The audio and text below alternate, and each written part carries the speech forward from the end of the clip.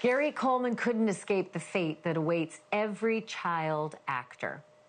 He grew up, and the kid who carried the hit sitcom Different Strokes in the 70s and the 80s became an adult whose career and whose health were both fragile. Still, what a shock it was in 2010 when Gary Coleman died at the age of 42, apparently after an accident at his home in Utah. Reports say, at the time, he'd fallen down some stairs and suffered massive head injuries.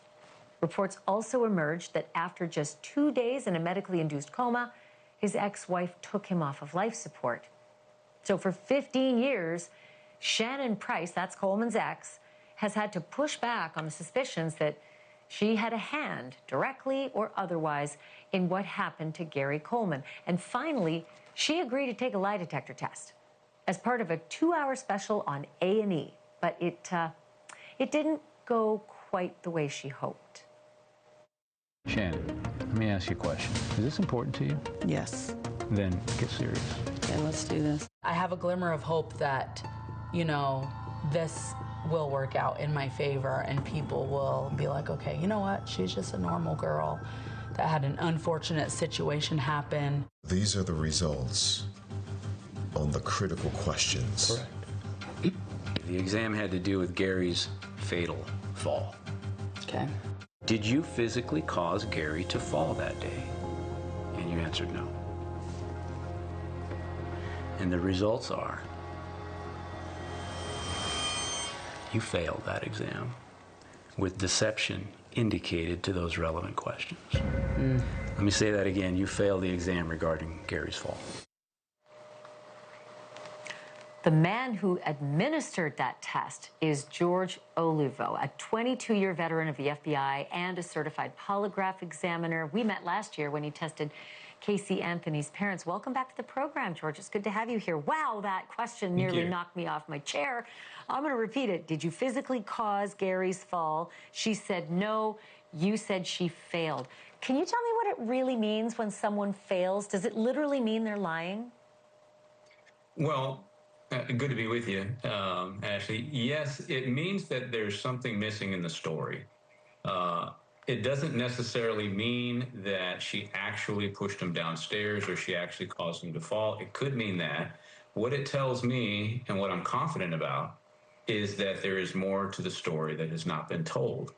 As far as her involvement, we don't know what happened in that house. No one knows except for her. Was her involvement direct or indirect? Was it accidental or intentional?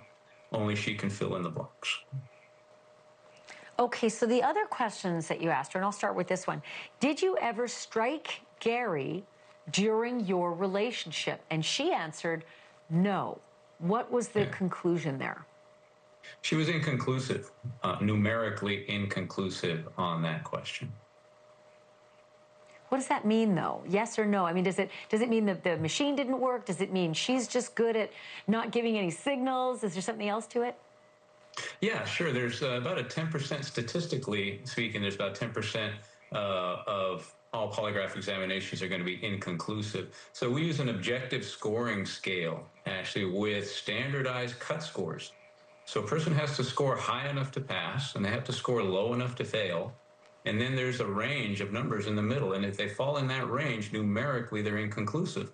And that could happen for a lot of different reasons. It could be unwillingness or inability to focus. It could be an outside issue, something else that she's even more worried about coming to light through this process, and it's dampening her result here. It could be that in her mind, she's just not really reconciled the issue of striking him, whether it was a tussle or whether it was just a normal back and forth between them. It could be also that she's trying to manipulate the outcome of the test, and that's skewing some of the numbers. And quite frankly, sometimes it's just messy charts. The person's physiology doesn't give us a lot of confidence in those charts, and so we don't put the numbers on there the way, that would cause someone to have a conclusive result. Thank you for watching. Subscribe below and download our NewsNation app right now on your phone, and you will get fact-based, unbiased news for all Americans.